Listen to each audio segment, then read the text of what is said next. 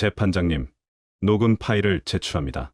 피고 유린 씨는 남편의 서명을 위조하는 방법을 직접 지시했고 그 자리에 함께 있던 사람은 그녀의 내연남이자 공모자, 이혼 전문 변호사 강재혁이었습니다. 그 한 문장에 법정의 공기가 멈췄다. 내 아내, 그리고 그녀의 변호사, 둘은 불륜으로 얽혀 있었고 동시에 사기로 손을 잡은 범죄 파트너였다. 사랑이 아니라 계산으로, 법이 아니라 위조로 그들은 내 이름으로 된 아파트를 훔치려 했다. 나는 그날 깨달았다.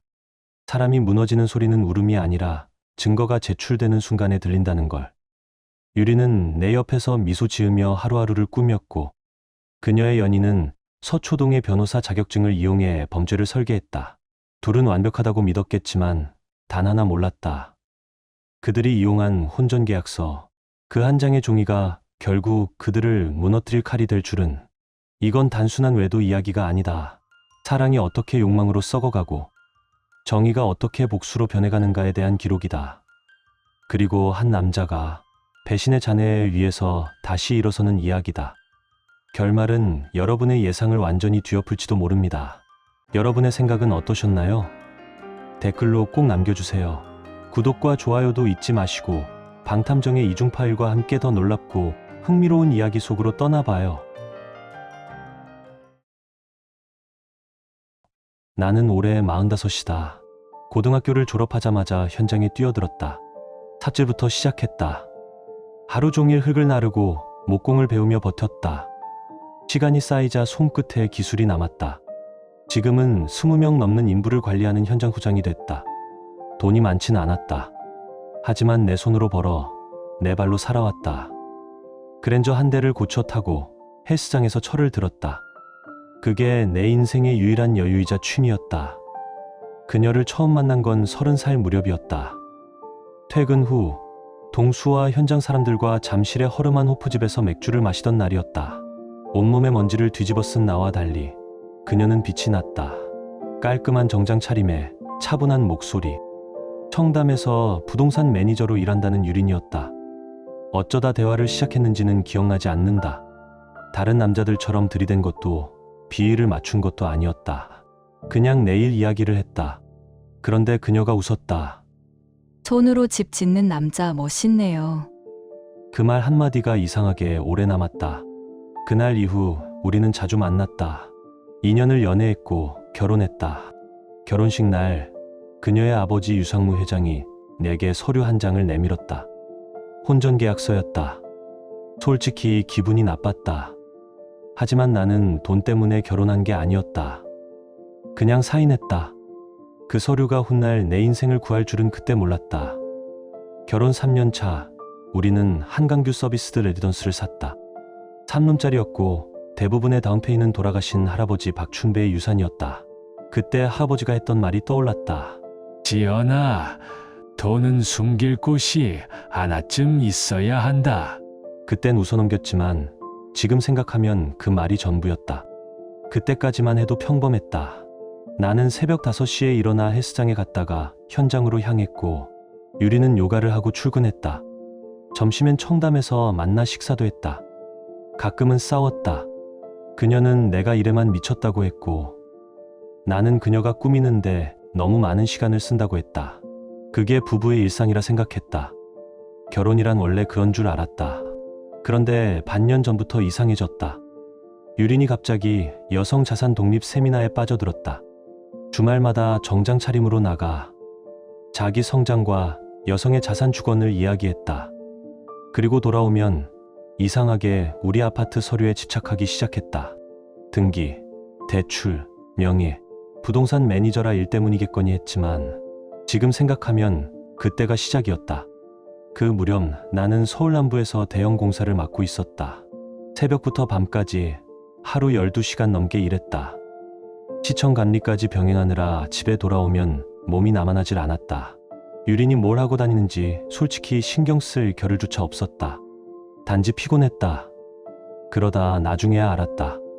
그녀가 만지던 부동산 서류가 단순한 업무가 아니라 나를 대신하기 위한 준비였다는 걸. 그날 밤 헬스장에서 벤치프레스 신기록을 세우고 돌아왔다. 운동복은 아직 젖어 있었고 땀 냄새에 숨이 차올랐다. 기분이 나쁘지 않았다. 그러나 거실에 들어서는 순간 공기가 묘하게 달랐다. 유리는 소파에 앉아 있었다. 정장 차림으로 노트북을 펴놓고 있었다. 밤 8시 퇴근 후에도 일하는 사람의 얼굴이었다. 자기야, 그녀의 목소리는 이상할 만큼 부드러웠다. 우리 아파트 대출 금리를 봤는데 지금 재용자하면 이자 많이 아낄 수 있대. 그녀가 그렇게 부를 때는 언제나 무언가를 요구할 때였다. 가구를 바꾸자거나 파티에 함께 가달라거나. 하지만 이번엔 달랐다. 목소리 안에 미묘한 계산이 섞여 있었다. 내 신용 점수가 당신보다 조금 높으니까 내 이름으로만 하면 매달 20만 원은 절약돼.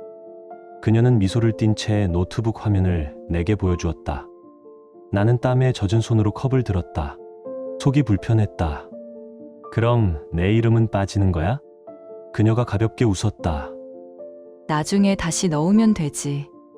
지금은 은행 절차가 복잡해서 그래. 있지? 그 한마디가 걸렸다. 믿지. 유리는 원래 그런 말을 잘하지 않았다. 그녀는 늘 단도직입적이었다. 그런데 그날따라 이상하게 다정했다. 그 다정함이 칼날처럼 느껴졌다. 나는 표정을 감췄다. 현장 소장으로 10년 넘게 일하며 배운 게 있다면 속내를 드러내지 않는 법이다. 그래, 내일 같이 은행 가보자. 짧게 대답하고 욕실로 향했다. 샤워기 물소리가 울리는 동안 머릿속이 멈추지 않았다. 세미나, 늦은 귀가, 전화 받을 때마다 방문을 닫던 모습, 모든 조각이 맞춰지기 시작했다. 며칠 뒤 나는 조용히 움직였다. 현장 동료 최동수에게 전화를 걸었다. 그의 여동생이 여성 재테크 세미나 쪽에서 일하고 있었다. 그녀에게서 들은 이야기는 충격이었다. 그 세미나는 자기개발이나 성장을 위한 모임이 아니었다. 이혼 대비 자산 이전 컨설팅, 여성들에게 이혼 전 재산을 안전하게 옮기는 법을 가르치는 곳이었다. 그 중심에는 서초동의 유명한 이혼 전문 변호사 강재혁이 있었다. 모든 조각이 맞춰졌다. 그제야 모든 게 하나로 연결되었다. 그 후로도 나는 평소처럼 행동했다. 새벽 4시 반에 일어나 헬스장에 가고 현장에서 하루 종일 일하다가 저녁이면 피곤한 몸을 이끌고 집으로 돌아왔다. 겉으로 보기엔 변함없는 남편이었다. 하지만 속은 이미 차갑게 식어 있었다. 유리는 점점 대담해졌다. 고객이 일몰뷰를 보고 싶다더라. 계약서가 늦게 끝났어. 그럴듯한 핑계와 함께 밤늦게 들어왔다. 예전엔 적어도 미안한 기색이라도 보였는데 이젠 당당했다. 어느 날 낯선 향기가 풍겼다. 내가 쓰는 값싼 바디워시 냄새가 아니라 비싼 남자 향수의 잔향이었다. 무슨 향이야? 내 질문에 유리는 짧게 웃었다. 집주인이 자동 분사기 설치해놨대. 거기서 뿌려지는 거야. 말은 태연했지만 눈빛이 흔들렸다. 그 한순간 모든 걸 확신했다. 그녀 곁엔 다른 남자가 있었다. 일주일 뒤 그 확신은 증거로 바뀌었다. 현장에서 일하던 최동수가 다가와 휴대폰을 내밀었다. 형, 이거 혹시 형수님 아니에요? 사진 속엔 청담 와인바 루벨라의 붉은 조명이 비쳤다. 검은 원피스를 입은 유린. 그 맞은편엔 서초동 변호사 강재혁이 앉아 있었다. 서류를 앞에 두고 있었지만 표정은 일의 대화가 아니었다. 둘 사이엔 공기의 결이 달랐다. 일이 아니라 관계였다. 나는 아무 말도 하지 않았다. 그 순간부터 내 복수는 이미 시작되고 있었다. 나는 조금씩 감시의 눈을 좁혀갔다. 유린의 휴대폰 비밀번호가 바뀌었다. 빨래를 따로 하기 시작했고 그 향기를 지우려는 듯 세제를 2번이나 돌렸다. 그녀의 행동 하나하나가 증거였다. 그리고 어느 날 또 하나의 단서가 보였다. 그녀가 헬스장을 옮겼다. 내가 다니는 동네 체육관이 아니라 서초의 고급 피트니스 클럽. 강 변호사의 사무실 바로 옆이었다. 참 교묘한 선택이었다. 아파트 재용자 이야기도 구체화되기 시작했다. 주방 테이블 위엔 이자율 비교표와 명예 이전 서류가 늘어져 있었다. 나는 일부러 모른 척하며 지나쳤지만 눈으로는 하나도 놓치지 않았다. 서류엔 묘한 냄새가 났다. 은행 문서치고는 너무 깔끔했고 누군가 이미 손을 대고 있었다. 그리고 그날 비가 내렸다. 공사 일정이 지연돼 평소보다 일찍 집에 왔다. 현관을 열자 거실에서 낮은 목소리가 들렸다. 네, 이해했습니다. 아니요, 그는 아무것도 모릅니다. 이전은 깔끔하게 될 겁니다. 그의 정보는 다 갖고 있습니다. 서명은 제가 처리하겠습니다. 유린의 목소리였다. 나는 조용히 서 있었다. 그녀가 전화를 끊고 고개를 들었을 때 얼굴이 벌겋게 달아올라 있었다. 눈이 마주쳤지만 변명조차 하지 못했다. 그때 이미 끝이었다. 그날 밤 나는 바로 윤성민 변호사에게 전화를 걸었다. 그는 곧 내 인생에서 가장 강력한 무기가 될 사람이었다. 며칠 뒤부터 일상이 이상하게 뒤틀리기 시작했다. 겉보기엔 평온했지만 모든 게 연극 같았다. 유리는 내 앞에서 유난히 다정했다. 내가 좋아하는 음식을 만들고 오늘 하루 어땠냐고 물었다. 심지어 내 운동 루틴에도 관심을 보였다. 하지만 그건 사랑이 아니라 불안의 가면이었다. 죄책감이 만든 조용한 연극이었다. 며칠 후 일이 터졌다. 퇴근 후 텔레비전 앞에 앉아 있는데 유린이 문을 박차고 들어왔다. 얼굴에는 흥분이 가득했다. 자기야, 드디어 됐어. 재용자 다 끝났어. 서명은 필요 없어. 다 전자식이야. 그녀의 목소리는 들떠 있었지만 내 속은 싸늘했다. 나는 채널을 바꾸며 아무렇지 않게 말했다. 그래, 잘했네. 그러나 그녀의 말 하나하나가 내 머릿속에서 분해되고 있었다.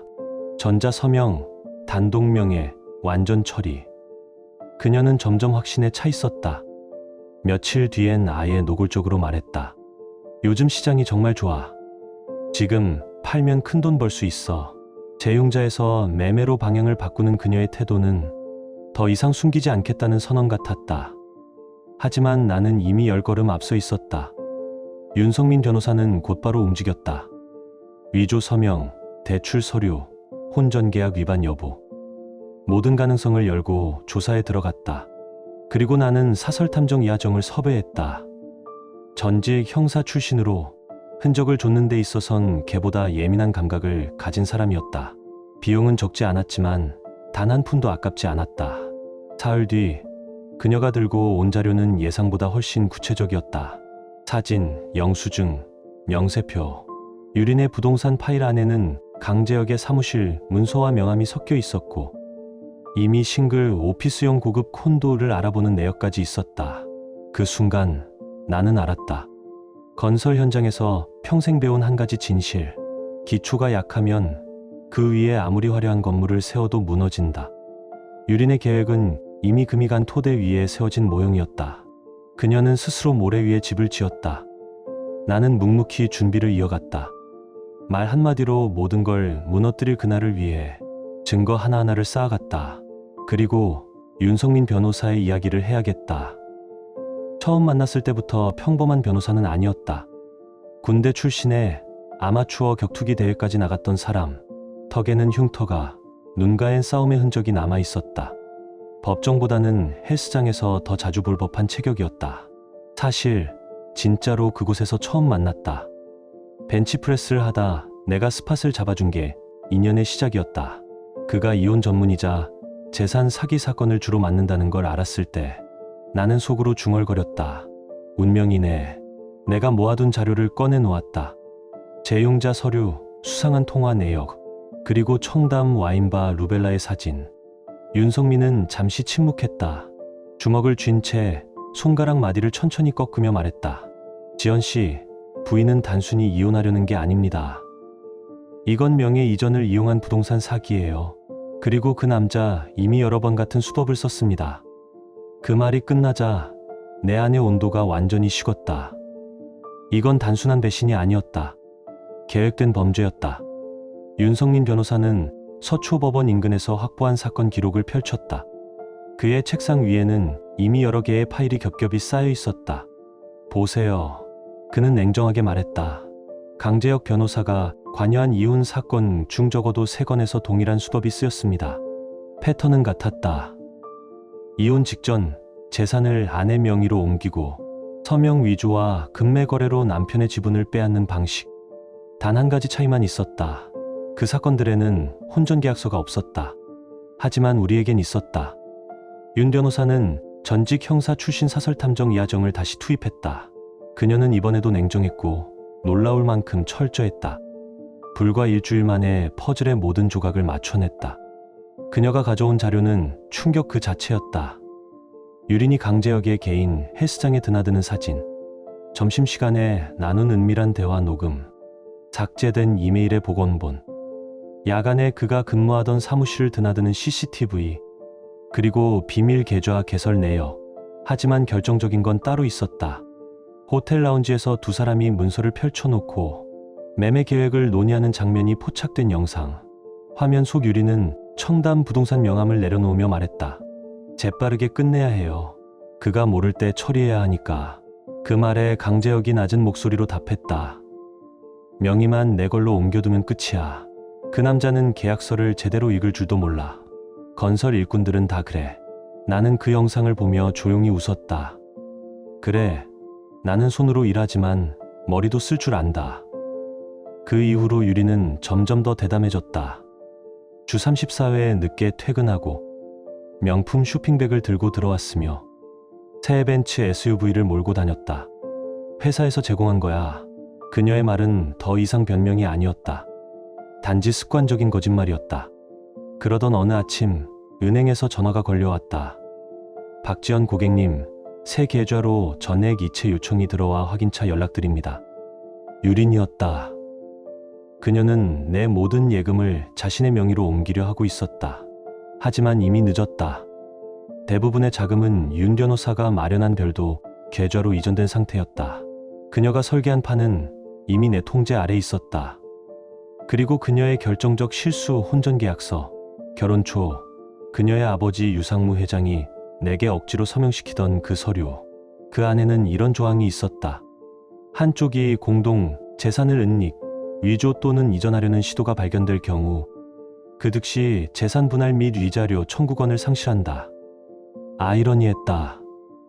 그녀는 자신이 만든 올가미에 스스로 목을 건 셈이었다. 윤성민 변호사는 모든 자료를 정리했다. 3권짜리 두꺼운 사건 기록. 파일 하나하나가 그녀의 거짓과 욕망의 흔적이었다. 증거는 이미 충분했다. 그러나 우린 아직 움직이지 않았다. 그녀와 그 남자가 스스로 더 깊은 함정으로 걸어 들어가고 있었기 때문이다. 다음 날 유리는 환하게 웃으며 집에 들어왔다. 자기야, 재융자 다 끝났어. 이제 아파트는 완전히 안전해. 나는 텔레비전을 보며 고개를 끄덕였다. 그래, 잘했네. 그리고 아무 일 없다는 듯 단백질 쉐이크를 마셨다. 그러나 속에서는 웃음이 터졌다. 그녀는 자신이 모든 걸 지켜냈다고 믿었지만 실제로는 스스로 법정으로 들어가는 발판을 만들고 있었다. 그 서류 한 장, 그 말 한마디가 곧 증거가 될 거란 걸 그녀만 몰랐다. 그날 밤 윤성민 변호사에게서 전화가 왔다.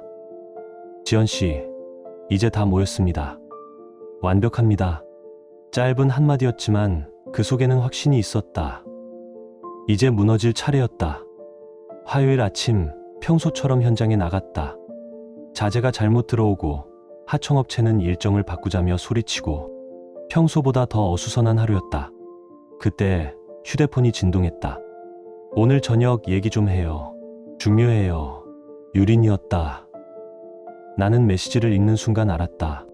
이혼, 통보. 하정이 이미 전날 그녀가 강재혁 사무실에서 서류를 들고 나오는 장면을 찍어놨다. 머리로는 알고 있었지만 직접 마주하는 건 또 다른 일이었다. 그날 저녁 현장에서 곧장 집으로 향했다. 문을 열자 공기가 달랐다. 집안은 깨끗하게 정리돼 있었고 테이블 위엔 하얀 서류 봉투 하나가 놓여 있었다. 유리는 검은 드레스를 입고 있었다. 한 올을 틀어짐 없는 머리, 완벽한 메이크업. 그리고 낯설 만큼 냉정한 표정. 지연 씨. 그녀의 목소리는 조용했지만 단단했다. 우리 이제 좀 변화를 줄 때인 것 같아요. 나는 여전히 안전모와 조끼를 입은 채 서 있었다.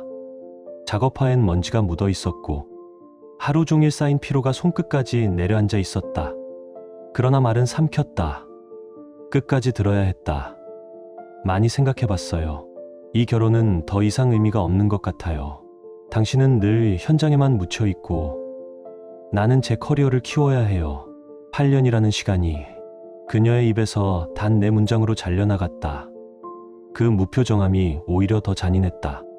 우리 각자의 길을 가요. 그녀는 봉투를 내밀었다. 이혼 서류예요. 공평하게 정리했어요. 아파트는 제 명이니까 제가 가지고 당신은 차랑 운동기구 가져가요. 나는 잠시 침묵하다가 웃었다. 후한 제안이네. 그녀는 표정 하나 변하지 않고 말을 이었다. 아파트는 이미 매물로 올렸어요. 관심 있는 사람도 많아요. 아마 일주일 안에 계약될 수도 있을 거예요. 팔리면 수익의 10%는 드릴게요. 그 정도면 충분하죠? 나는 고개를 들었다. 충분하지. 잠시 말을 멈췄다가 천천히 덧붙였다. 하지만 그건 내 생각이지. 그녀의 표정이 처음으로 흔들렸다. 무슨 뜻이에요? 법정에서 보자. 그 말만 남기고 나는 집을 나왔다. 그날 밤은 친구 집에서 잤다. 며칠 뒤 재판 날짜가 잡혔다. 목요일 오전, 나는 결혼식 때 입었던 유일한 정장을 꺼냈다. 새벽 5시부터 현장을 돌고도 머리를 단정히 빗고 법원으로 향했다. 법정 안 윤성민 변호사는 이미 와 있었다. 우리 책상 위엔 3권의 두꺼운 서류철이 놓여 있었다. 그 표정은 마치 크리스마스를 기다리는 아이 같았다. 잠시 후 유린이 들어왔다. 하얀 정장 바지 차림, 명품 구두, 완벽한 화장. 그녀는 여전히 자신이 승리할 거라 믿는 얼굴이었다. 입가엔 여유로운 미소가 걸려 있었다. 아마도 오늘 모든 걸 가져갈 거라 생각했겠지. 강 변호사는 유린 옆에 앉아 있었다. 그의 슈트는 한눈에 봐도 값비싼 것이었고 얼굴에는 피냄새를 맡은 상어 같은 표정이 떠올랐다. 법정의 판사님은 나이 지긋한 여성이었고 안경 너머로 서늘하게 법조문을 읽는 사서처럼 보였다. 예비 심리가 진행되던 중 강 변호사가 일어섰다. 재판장님, 이 사건은 단순합니다. 해당 아파트는 전적으로 제 의뢰인 명의입니다. 피고는 법적 권리가 없습니다. 우리는 관대한 제안을 했습니다. 개인 소지품과 차량만 드리겠습니다. 유리는 조용히 미소를 띠고 있었다. 아마도 이미 집값을 어떻게 쓸지 계산하고 있었을 것이다. 그때 윤성민 변호사가 일어섰다. 그의 말투는 평온했지만 눈빛은 예리했다. 재판장님, 본격적으로 진행하기 전에 제출할 증거물이 있습니다. 강 변호사는 손을 휘저으며 무시하려 했다. 명예 이전은 완전하고 합법적으로 처리됐습니다. 모든 서류는 정식으로 접수되었습니다. 윤 변호사는 미소를 더 크게 지었다. 그 서류 제출 방식에 대해 특히 관심이 큽니다. 재판장님, 제가 접근해도 될까요? 판사님은 고개를 끄덕였다. 윤 변호사는 벤치 위에 사진들을 하나씩 올려놓기 시작했다. 사진이 놓일 때마다 유린의 얼굴은 창백해졌다. 재판장님, 이 사진들은 유린 씨와 강 변호사가 3월 15일 문서 위조자로 알려진 인물과 만나는 장면을 보여줍니다. 우리는 현금 1천만 원이 오간 정황을 입증하는 영상도 확보했습니다.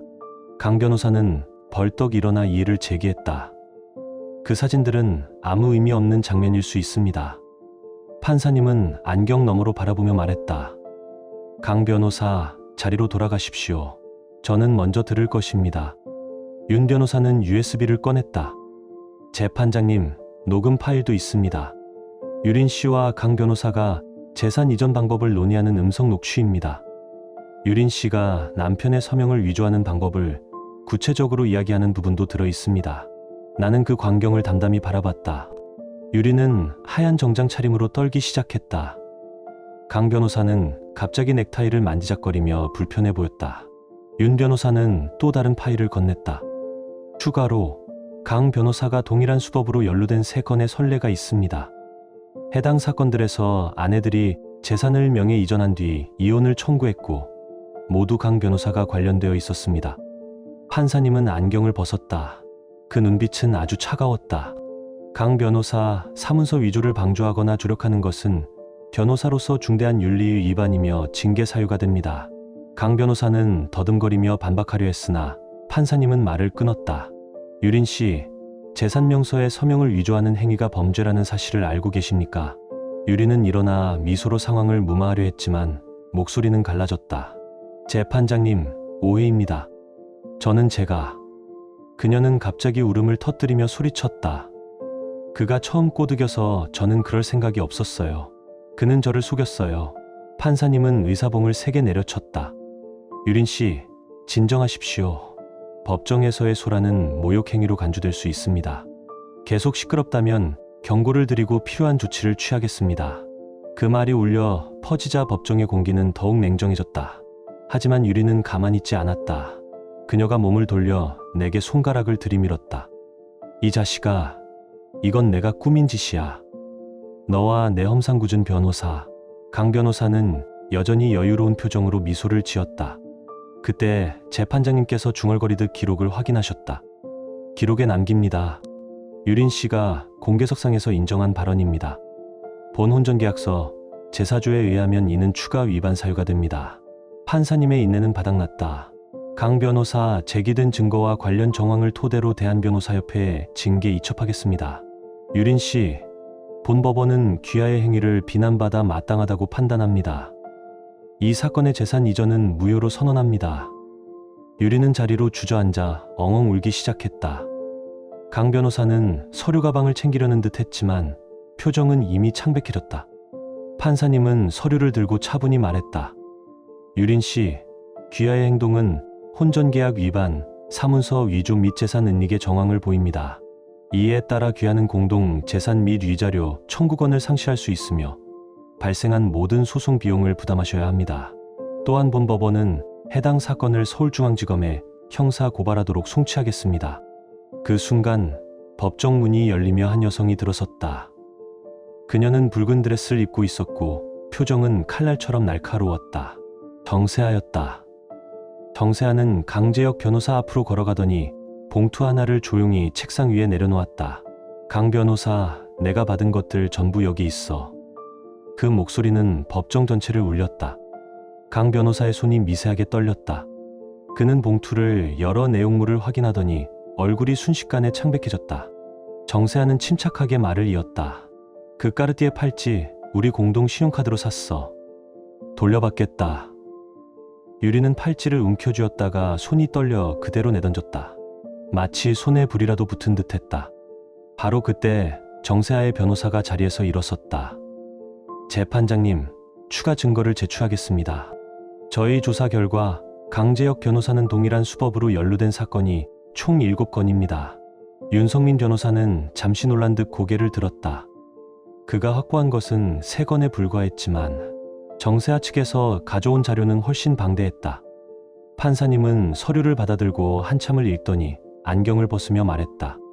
7건이라 이 증거가 사실로 확인된다면 이는 단순한 민사 분쟁을 넘어 형사 처벌과 변호사 징계 사유에 해당합니다. 강 변호사는 더 이상 아무 말도 하지 못했다. 법정은 숨소리조차 들리지 않을 만큼 조용해졌다. 판사님이 숨을 고르고 선언했다. 새로운 증거와 정황을 종합해 본 법원은 다음과 같이 판결을 추가합니다. 첫째, 해당 아파트의 소유권은 박지연 씨에게 전적으로 귀속됩니다. 유린 씨는 혼전계약서 위반 및 불법 행위로 인해 공동재산에 대한 모든 청구권을 상실합니다. 둘째, 유린 씨는 본 사건으로 발생한 모든 소송 비용 및 상대방의 변호사비를 전액 부담합니다. 셋째, 본 법원은 형사 수사가 종결될 때까지 유린 씨가 어떠한 자산도 매각하거나 이전하지 못하도록 처분금지 가처분을 명합니다. 또한 강재혁 변호사 제출된 증거와 정황을 근거로 본 법원은 대한변호사협회에 귀하의 징계를 정식으로 요청합니다. 사안의 중대성을 고려할 때 귀하의 변호사 자격은 조사 결과가 나올 때까지 정지될 가능성이 높습니다. 그 말이 끝나자 유리는 의자에 주저앉아 울음을 터뜨렸다. 강 변호사는 멍한 표정으로 서류 가방을 움켜쥐었고 그의 눈빛엔 더 이상 변명의 여지도 없었다. 그때 법정 문이 열렸다. 붉은 드레스를 입은 정세아가 천천히 걸어 들어왔다. 그녀는 강 변호사 앞까지 와서 봉투 하나를 다시 내려놓았다. 강 변호사, 이제 끝이야. 그 말이 울리자 강 변호사의 얼굴은 완전히 무너졌다. 유리는 마지막으로 나를 바라보며 애원하듯 말했다. 지연 씨, 우리 다시 시작할 수 있어요. 상담도 받아요. 이번만 용서해줘요. 나는 조용히 웃으며 대답했다. 미안하지만 나는 범죄자를 사랑하지 않습니다. 그 한마디에 유리는 완전히 무너졌다. 당신이 날 망쳤어. 내가 얼마나 희생했는데. 그녀는 울부짖으며 법정을 뒤흔들었다. 판사님이 단호히 의사봉을 내리쳤다. 법정 질서를 어지럽히면 모욕죄로 처벌될 수 있습니다. 집행관, 퇴정 조치하십시오. 법원 경비들이 다가와 유린을 끌어냈다. 그녀는 여전히 소리쳤다. 이럴 수가 없어. 아파트는 내 거야. 강 변호사는 고개를 떨군 채 자신의 아내인 정세아가 대한변호사협회 관계자에게 자료를 넘기는 모습을 바라보고 있었다. 정세아는 담담하게 상황을 설명하며 서류를 건넸다. 법정 직원 중 한 명이 낮은 목소리로 말했다. 요즘 이런 사건이 점점 늘어나는 것 같네요. 나는 그 장면을 묵묵히 바라보았다. 모든 것이 드러난 그 순간 비로소 숨을 내쉴 수 있었다. 법정의 그날 이후로 반년이 지났다. 사람들이 어떻게 됐냐고 묻길래 여기 그 이후의 전모를 말하련다. 먼저 강재혁 변호사다. 판사가 대한변호사협회에 징계를 이첩한 뒤 조사가 본격화되었다. 과거에 접수됐으나 조용히 합의로 끝난 민원들도 이번엔 다시 수면 위로 올라왔다. 정세아 측과 윤 변호사가 제출한 자료까지 합쳐지자 결국 대한변협은 그의 변호사 자격을 영구 제명했다. 그뿐만 아니라 검찰 수사가 이어졌고 강 변호사는 다수의 부동산 명의 이전 공모 및 사문서 위조 혐의로 기소되어 유죄 판결을 받았다. 법원은 그의 범죄 사실을 인정하고 시형을 선고했으며 주요 자산은 몰수되거나 정세아 측의 민사적 청구로 회수되었다. 한때 잘 나가던 그의 생활은 산산이 부서졌고 지금은 작은 원룸에서 생활하며 변호사 보조 업무를 전전하는 처지가 되었다. 다음은 유린이다. 혼전계약서 위반, 사문서 위조, 재산은닉 혐의 등으로 검찰에 송치되어 형사 처벌을 받았다. 법원은 그녀에게 집행유예와 함께 거액의 벌금 및 수백 시간의 사회봉사 명령을 선고했고 형사 기록은 앞으로 그녀의 삶을 무겁게 짓누를 것이다. 또한 공인중개사 자격은 취소되었고 일하던 중개사 사무소에서도 해고되었다. 아버지 유상무 회장은 모든 지원을 끊었고 지금 유리는 어머니 집으로 들어가 생활하며 치과 병원에서 접수원으로 일하고 있다는 소식을 들었다. 명품과 벤츠는 사라졌고 예전의 체면은 눈앞에서 무너졌다. 이 일의 여파는 사회적으로도 컸다. 강 변호사의 사건이 언론과 온라인 커뮤니티에 퍼지며 법조계의 도덕성 문제가 도마 위에 올랐다. 정세아가 공개한 자료들은 많은 피해자들을 추가로 드러내었고 관련 수사는 확장되었다. 내 삶은 크게 달라졌다. 그날 이후 아파트 가치는 더 올랐고 나는 몇 군데의 공사를 통해 집을 손봤다. 윤 변호사의 도움으로 합법적으로 재용자를 마쳤고 금리도 더 나은 조건으로 조정했다. 현장 일도 잘 풀려서 직급이 올랐고 여러 프로젝트를 총괄하게 되었다. 동료들은 여전히 우리 사건을 전설처럼 이야기한다. 현장에서 누군가 이 얘기를 꺼낼 때마다 나는 조용히 웃는다. 진짜 승리는 그로부터 2달 뒤에 찾아왔다. 새 헬스장으로 옮긴 건 소문 때문이었다. 예전 헬스장에서는 남자들이 내 일화를 들으려고 들러붙는 바람에 운동에 집중이 안 됐다. 그곳에서 나는 물리치료사로 일하는 지혜를 만났다. 그녀는 스쿼트를 좋아하고 데드리프트를 즐기는 사람이었다.